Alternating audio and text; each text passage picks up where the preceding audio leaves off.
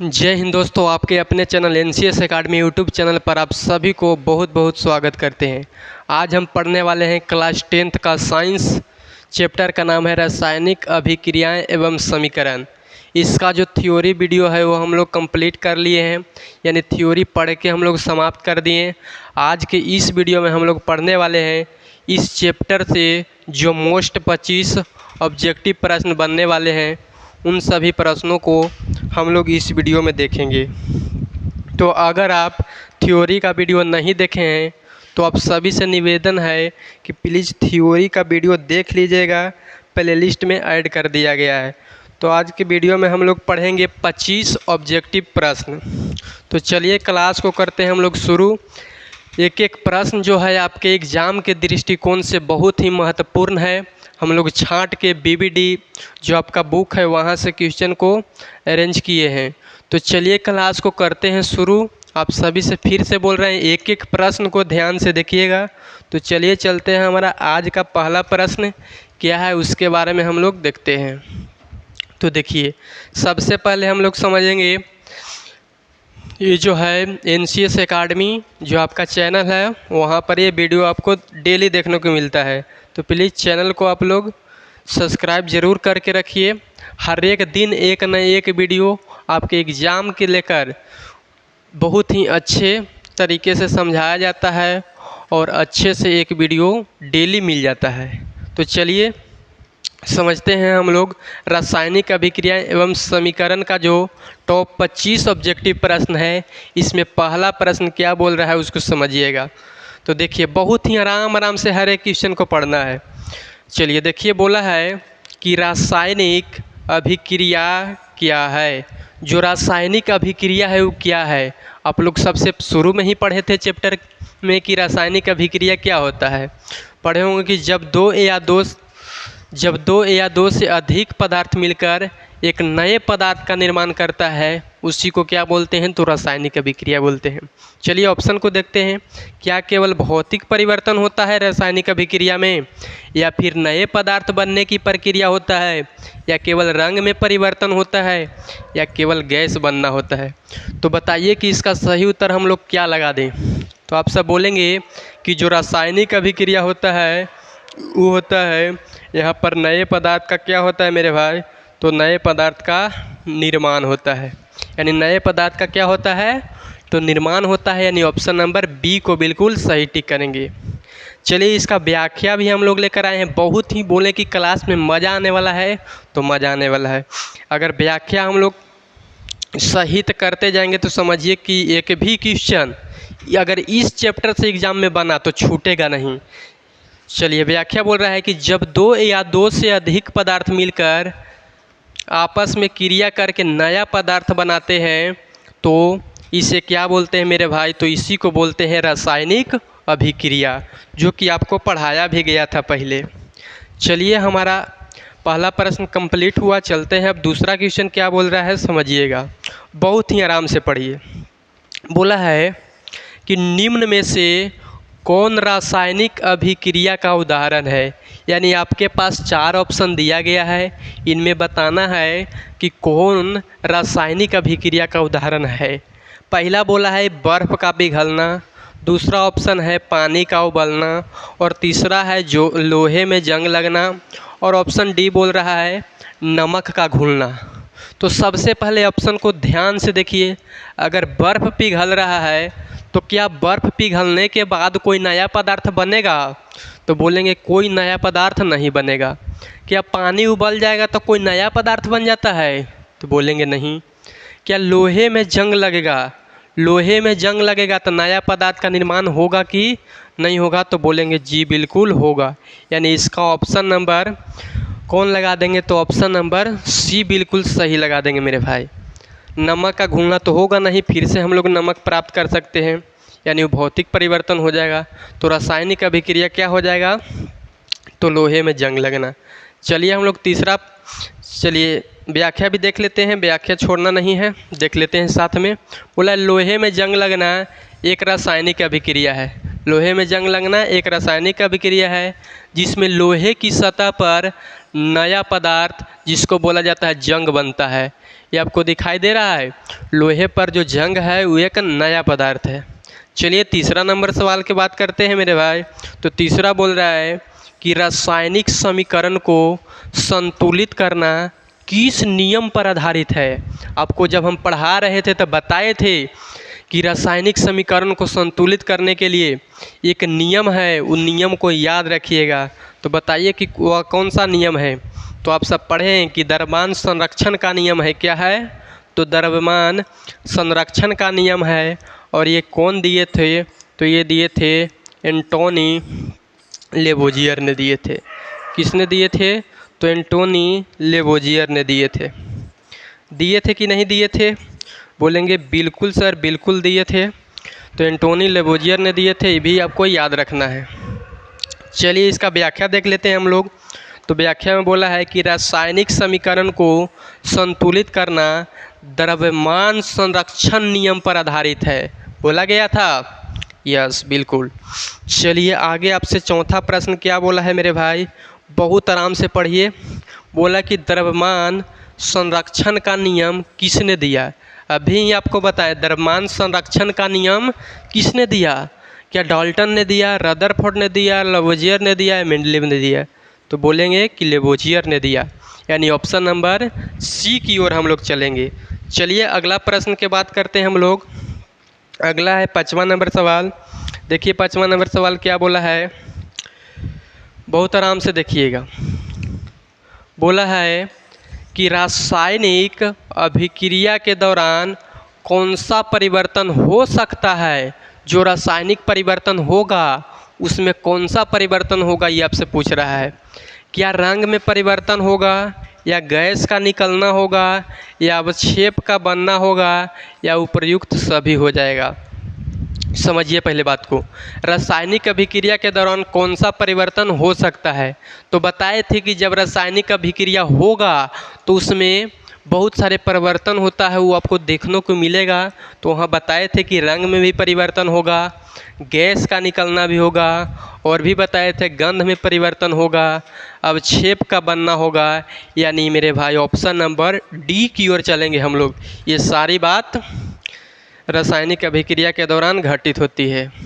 चलिए अगर व्याख्या के हम लोग देखेंगे तो देख सकते हैं कि रासायनिक अभिक्रिया के दौरान रंग परिवर्तन, गैस का निकलना, अवक्षेप का बनना, ये सभी परिवर्तन होता है। यानी ऑप्शन नंबर डी आपका बिल्कुल सही जवाब हो जाएगा। चलिए चलते हैं हम लोग अगला प्रश्न पर। 6ठा नंबर सवाल आपसे क्या बोला है, समझिएगा। बोला 2Mg + O2 जब रासायनिक अभिक्रिया हुआ तो क्या बना, 2MgO। किस प्रकार की अभिक्रिया है, ये भी रिएक्शन हम बताए थे कि 2Mg + O2 जब यह अभिक्रिया होगा तो क्या बनेगा मेरे भाई। तो बताए थे ये भी बात आपको, जब यहाँ आप देखिएगा गौर कीजिएगा तो आप समझ सकते हैं। जिसे यहाँ पर समझिएगा कि 2Mg जो मैग्नीशियम है इधर क्या बन गया, तो इसको बोलते हैं मैग्नीशियम हाइड्रोक्साइड। इसको क्या बोलेंगे, तो मैग्नीशियम हाइड्रोक्साइड बोलेंगे। मैग्नीशियम ऑक्साइड बोलेंगे। क्या बोलेंगे, तो मैग्नीशियम ऑक्साइड बोलेंगे। इसको क्या बोला जाएगा, तो मैग्नीशियम ऑक्साइड बोला जाएगा। यानी मैग्नीशियम जब ऑक्सीजन से अभिक्रिया किया तो क्या बनेगा, मैग्नीशियम ऑक्साइड बनेगा मेरे भाई। तो ये जो अभिक्रिया है किस प्रकार की अभिक्रिया है। चलिए ऑप्शन को एक नज़र देख लेते हैं हम लोग। क्या संयोजन अभिक्रिया है, या विघटन अभिक्रिया है, सब पढ़ाए हैं। क्या विस्थापन अभिक्रिया है, या फिर द्विविस्थापन अभिक्रिया है। तो यहाँ पर आप लोग देख सकते हैं कि मैग्नीशियम और ऑक्सीजन जब क्रिया किया तो क्या बन गया, मैग्नीशियम ऑक्साइड बन गया, जो कि एक पदार्थ का निर्माण हो रहा है। यानी समझिए कि दो गो मिल के एक गो बन रहा है। तो आपको बताए थे कि जब ऐसा कंडीशन आता है मेरे भाई तब हो जाता है संयोजन अभिक्रिया। क्या हो जाता है, तो संयोजन अभिक्रिया। यानी ऑप्शन नंबर ए की ओर हम लोग चलेंगे। चलिए व्याख्या भी देख लीजिए। बोला है कि दो या दो से अधिक पदार्थ मिलकर एक नए पदार्थ बनाते हैं, इसे संयोजन अभिक्रिया कहते हैं। दो या दो से अधिक पदार्थ मिला यानी दो पदार्थ, एक नए पदार्थ का निर्माण हुआ तो वहाँ कौन अभिक्रिया होगा? संयोजन अभिक्रिया होगा। चलिए 7वां नंबर सवाल हम लोग देखते हैं।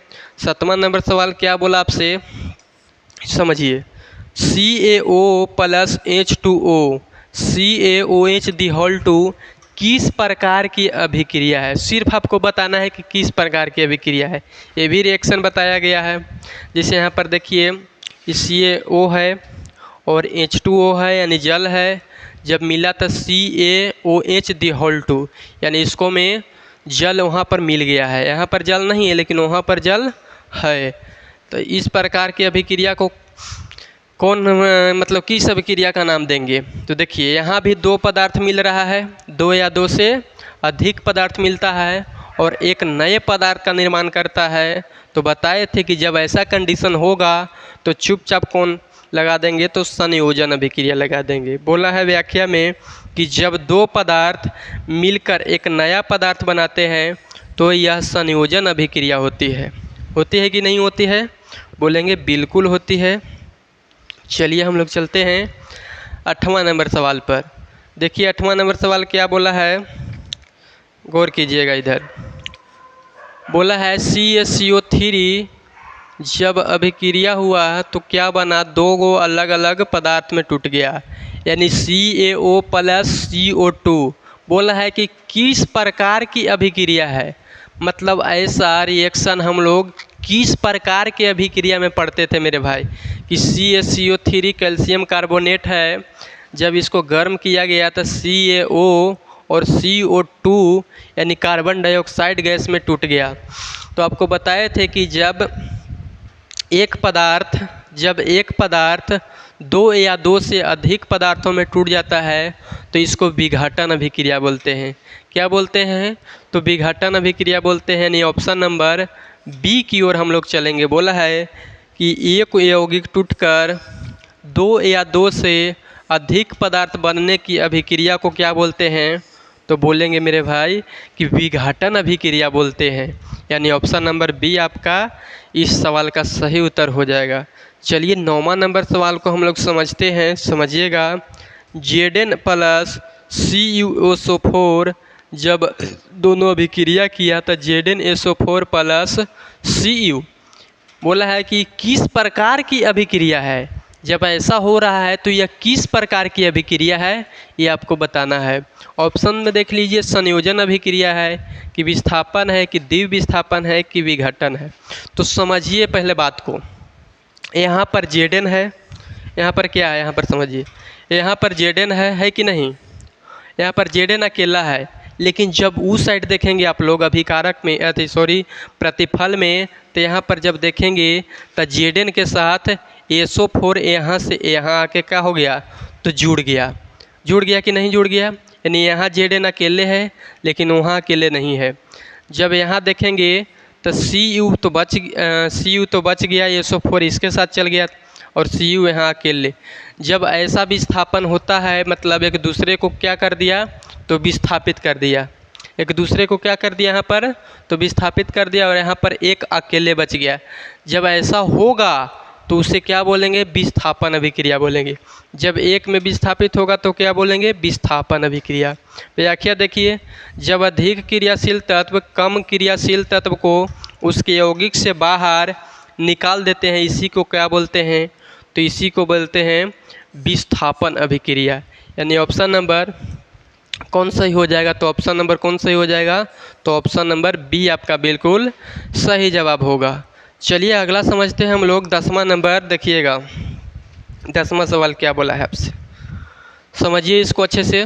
बोला है कि AgNO3 प्लस NaCl जब अभिक्रिया किया था AgCl प्लस NaNO3, जब ऐसा हुआ तो किस प्रकार की अभिक्रिया का नाम देंगे? किस प्रकार की अभिक्रिया का नाम देंगे? बहुत ही ध्यान से, बहुत इंपॉर्टेंट क्वेश्चन है, इसको अच्छे से समझिएगा। यहाँ देखिए AgNO3 जब यहाँ पर देखेंगे तो एक तो अब छेद का निर्माण हो रहा है, कोई दिक्कत नहीं। यहाँ पर NO3 है, लेकिन यहाँ पर AgCl के साथ जुड़ गया। अब जब यहाँ पर हम लोग देखेंगे NaCl को देखेंगे तो Na तो Cl के साथ है, लेकिन जब यहाँ पर देखेंगे तो Na किसके साथ आ गया, NO3 के साथ, यानी इसको वाला जो है AgCl के साथ जुड़ गया। Ag किसके साथ जुड़ गया, तो Cl के साथ जुड़ गया है, और NaCl है, यहाँ पर Na अलग हो गया और NO3 के साथ जुड़ गया। जब दोनों में ऐसा होता है, एक दूसरे से विस्थापित होता है, तब उसको बोलते हैं द्विविस्थापन अभिक्रिया मेरे भाई। कौन अभिक्रिया बोलेंगे, तो द्विविस्थापन अभिक्रिया बोलेंगे। यानी ऑप्शन नंबर ए को हम लोग बिल्कुल सही टिक करेंगे। बोला है कि जब दो यौगिक आपस में अपने अपने आयन बदलकर दो नए यौगिक बनाते हैं तो इसी को बोलते हैं द्विविस्थापन अभिक्रिया। चलिए हम लोग 10 सवाल देख लिए, अब चलते हैं अगला। देखिए 11 नंबर सवाल क्या बोला है, बहुत ही आराम से देखिए। बोला रासायनिक समीकरण में अभिकारकों को किस ओर लिखा जाता है। धरती के सबसे आसान सवाल है, यानी रासायनिक अभिक्रिया जो है वो अभिकारकों को किस ओर लिखा जाता है। तो हम आपको बताए थे किस ओर लिखा जाएगा, तो बताए थे कि जो तीर का निशान होता है उसके इधर वाला को बोलते हैं अभिकारक। इधर वाला के क्या बोलेंगे मेरे भाई, तो इधर वाला के तो अभिकारक बोलेंगे, और जो तीर के बाद बनता है उसको बोला जाता है उत्पाद। ये सब आपको पता होगा। तो तीर के जो इधर है अभिकारक के बारे में बोल रहा है, तो इसको किस ओर लिखा जाएगा, तो इसको बोलेंगे कि बाईं ओर लिखा जाएगा। किस ओर लिखा जाएगा, तो बाईं ओर लिखा जाएगा। जब हम लोग उत्पाद के बारे में बात करेंगे तो बोलेंगे कि दाईं ओर लिखा जाएगा।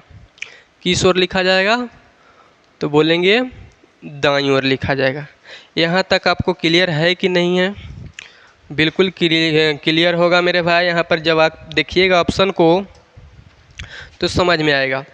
बोला है रासायनिक समीकरण में अभिकारकों को किस ओर लिखा जाता है, तो इधर अभिकारक होता है, यानी किस ओर लिखा जाएगा, तो बाईं ओर लिखा जाएगा।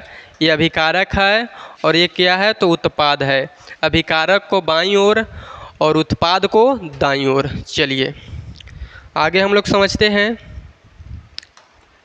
देखिए 12 नंबर बोला है उत्पाद को किस ओर लिखा जाएगा।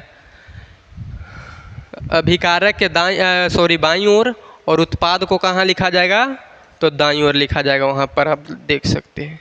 अगर हम लोग 13 नंबर सवाल के बारे में बात करेंगे तो 13 नंबर समझना है। बोला है MgO का नया नाम, शुरू में ही बताए थे।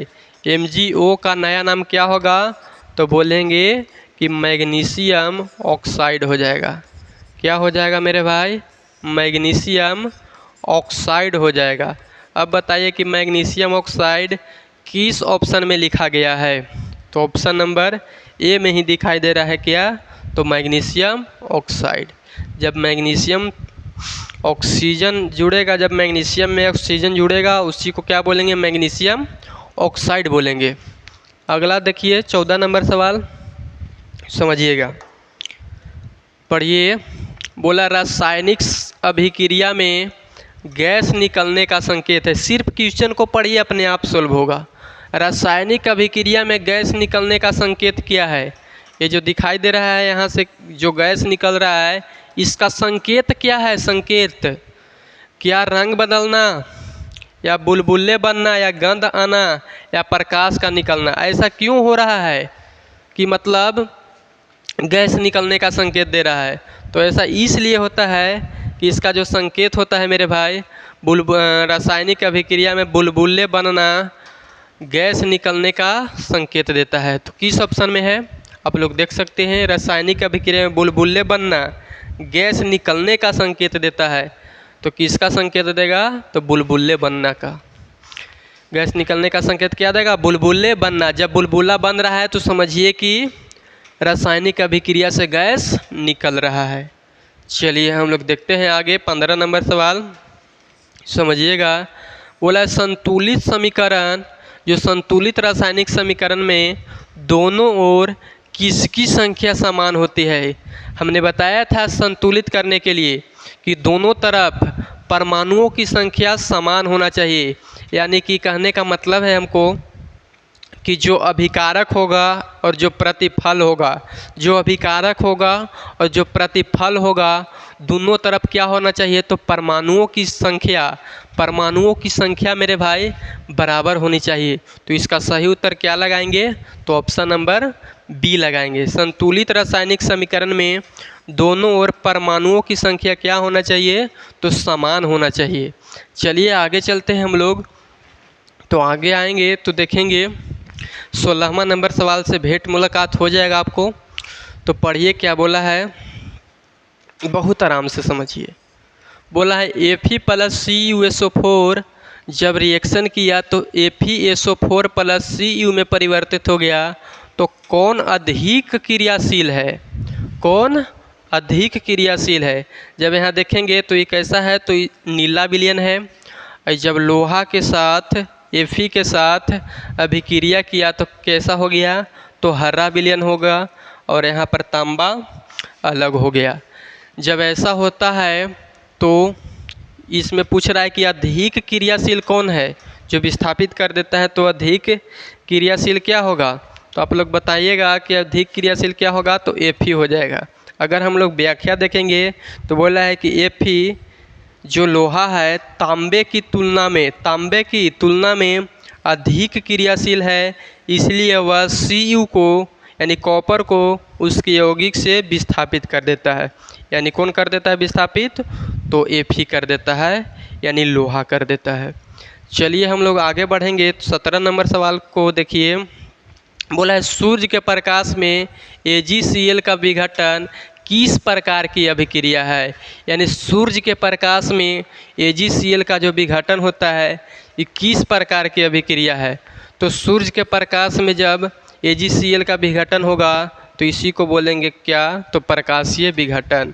यहाँ पर आप लोग देख सकते हैं AgCl सूर्य का प्रकाश मिल रहा है और क्या हो रहा है, तो प्रकाशीय विघटन हो रहा है। और उसके बाद क्लोरीन गैस बाहर निकल रहा है। चलिए आगे देखते हैं हम लोग। 18 नंबर बोला है ऊष्मा देने पर CaCO3 से कौन सी गैस निकलती है। जब हम ऊष्मा देंगे तो CaCO3 से कौन सी गैस निकलेगा, तो यहाँ पर ध्यान दीजिएगा। जब यहाँ पर गर्म किया गया यानी ऊष्मा दिया गया तो कैल्शियम कार्बोनेट से कौन सी गैस निकला, तो यहाँ पर सबसे पहले तो उत्पाद के रूप में कैल्शियम ऑक्साइड बनेगा और साथ ही साथ मेरे भाई कार्बन डाइऑक्साइड गैस निकलता है। तो इसका सही उत्तर क्या लगाएंगे हम लोग, तो कार्बन डाइऑक्साइड हो जाएगा। चलिए व्याख्या देखना है तो देख लीजिए। बोला है CaCO3 को गर्म करने पर यह CaO और क्या कार्बन डाइऑक्साइड गैस में विघटित हो जाता है, इसलिए CO2 गैस निकलता है। देखिए अगला पढ़िए 19 नंबर। रासायनिक अभिक्रिया में नए पदार्थों के गुण पुराने पदार्थों की तुलना में कैसे होते हैं, समझिए। बोला है रासायनिक अभिक्रिया में नए पदार्थों के गुण पुराने पदार्थों की तुलना में कैसे होगा, या समान होगा, या अलग होगा, या कोई परिवर्तन नहीं होगा, या निश्चित होगा। तो बताइए, जब रासायनिक अभिक्रिया में नए पदार्थ बनेगा तो उसका जो गुण होता है बिल्कुल अलग होगा, उसी को रासायनिक अभिक्रिया बोलेंगे। नहीं तो फिर तो पूरा अलग हो जाएगा, भौतिक के बारे में बात कर लेगा। तो इसका सही उत्तर क्या लगा दे, बताइए आप लोग। तो बोलेंगे कि अलग होगा गुरुजी, यानी ऑप्शन नंबर बी को लगाएंगे। ये पुराने पदार्थ है, उधर नए और नए गुण वाला बनेगा। चलो आगे देखते हैं हम लोग 20वां सवाल। तो बोला रासायनिक अभिक्रिया में अभिकारक क्या होते हैं। जो रासायनिक अभिक्रिया होता है उसमें अभिकारक क्या करता है, अभिकारक क्या होते हैं, क्या बनने वाले पदार्थ होते हैं, या भाग लेने वाले होते हैं, या गैस होते हैं, या अवक्षेप होते हैं। तो रासायनिक अभिक्रिया में भाग लेने वाले जो पदार्थ होता है उसी को बोलते हैं अभिकारक, और जो भाग लेने के बाद जो उधर साइड बनता है उसको क्या बोलते हैं, तो अधिक पदार्थ मिलके जो बनता है उसको बोलते हैं उत्पाद यानी प्रोडक्ट। प्रतिफल भी बोल सकते हैं, लेकिन यहाँ पर ऑप्शन नंबर बी हो जाएगा। जो भाग लेने वाला पदार्थ होगा वो अभिकारक होता है। देखिए जो पदार्थ रासायनिक अभिक्रिया में भाग लेते हैं उन्हें अभिकारक कहते हैं। इन्हीं से नए पदार्थ जिनका नाम है उत्पाद बनते हैं। है कि नहीं। जिससे इधर वाला भाग लेने वाला पदार्थ यानी इसको अभिकारक बोलेंगे और उत्पाद जो होगा बनने वाला पदार्थ होगा। चलिए बहुत ही अच्छे से क्लियर होगा। चलते हैं हम लोग 21वां नंबर सवाल को देखेंगे तो बोला है CuSO4 विलयन का रंग होता है। CuSO4 विलयन का रंग कैसा होगा तो देख सकते हैं यहाँ पर कैसा दिखाई दे रहा है। तो CuSO4 जिसको बोलते हैं ताम्र सल्फेट भी बोलते हैं, तांबा सल्फेट, जल में घुलने पर कैसा देता है तो नीला विलयन बनाता है। यानी ऑप्शन नंबर हम लोग बी की ओर चलेंगे। आगे देखेंगे जब 22 नंबर सवाल को कुछ इस तरह से है, FeSO4 विलयन का रंग होता है। तो FeSO4 विलयन का रंग कैसा होता है तो बोलेंगे हरा होता है। FeSO4 जिसको बोला जाता है आयरन सल्फेट, जो जल में घुलेगा तो हरा विलयन देता है। यानी ऑप्शन नंबर बी इसका सही उत्तर हो जाएगा। चलिए आगे हम लोग देखेंगे 23 नंबर सवाल। तो आपसे बोला है कि Mg जो है मैग्नीशियम जलने पर कैसी लौ के साथ जलता है। तो इसके लिए हम लोग जब मैग्नीशियम को ऑक्सीजन से अभिक्रिया करा रहे थे तो वहाँ पर भी आपको बताए थे कि जो मैग्नीशियम है वो जलेगा।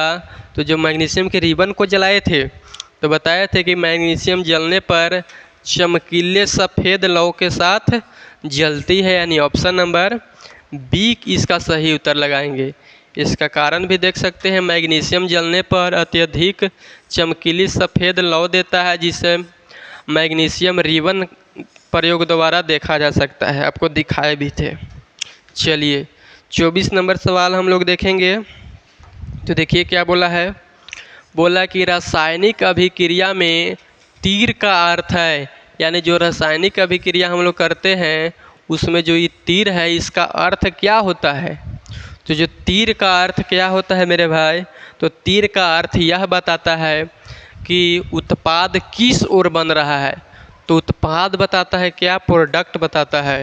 यानी जोड़ना नहीं बताता है, भाग देना नहीं बताता है, गुणा करना नहीं बताता है, उत्पाद बनने की दिशा को बताता है।